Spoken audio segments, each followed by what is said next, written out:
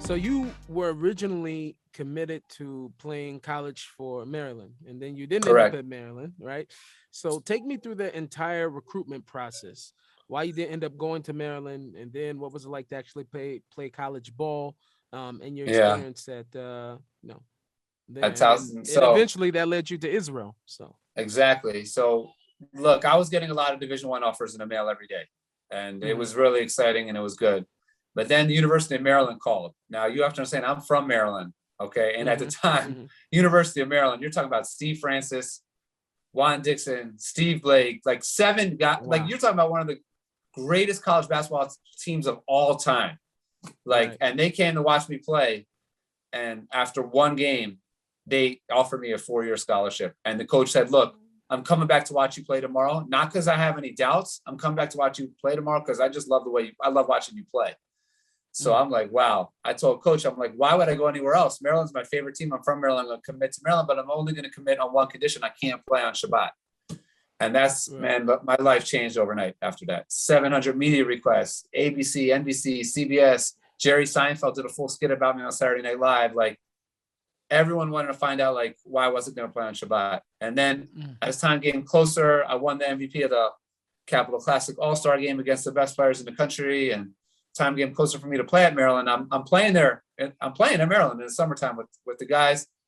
And then coach calls me into his office and he's like, "Look, you can stay and play. You have a full scholarship, but based on how we see things moving forward and how we project you, we decided that if you want to stay and play, you can stay and play, but you're gonna have to play on Shabbat."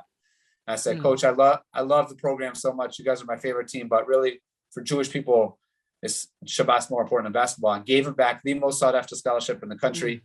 They go on to Mm. win the national. They go on to win the national championship, and I'm left without a team until Towson Wow. University calls me up. Coach is like, "I'm not Jewish. Nobody on the team is Jewish, but the guys on the team asked me to come recruit you. They respect that you didn't want to play on Shabbat. You could have played at Maryland. Can we learn more about your religion?" And Coach Wow. Jazz and Coach Julius Allen and the entire team, my brothers for life, managed to change the entire schedule for me so that I was able to play Division I basketball without having to play on Shabbat and Jewish holidays and live out my dream and wear my kippah on the court. And I Wow. won the.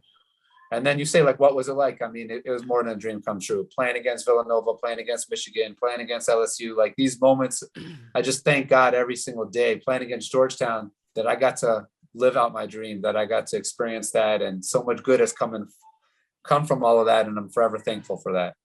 Man, that is amazing. I'm like getting chills from hearing you talk about this because, like I feel like, there is always this time that Hashem allows for you to be tested. God puts us to the test to see, especially people who, have to be out there in the public, whether you enjoy it or you don't, you have to, I had a very similar situation on my way into Judaism that, my last album that, was a highly anticipated album, you know what I'm saying? At least during that time it was even bigger than what we thought. Music stores was calling us from the other side of the country saying how come we don't have this album. We didn't even know how much of an impact we were making. But just before that album, I decided to take nothing from the album. I toured, did everything for free because I only in order that they wouldn't allow me, that they would give me the right not to perform on Shabbat, or at least none of Yamim Tovim.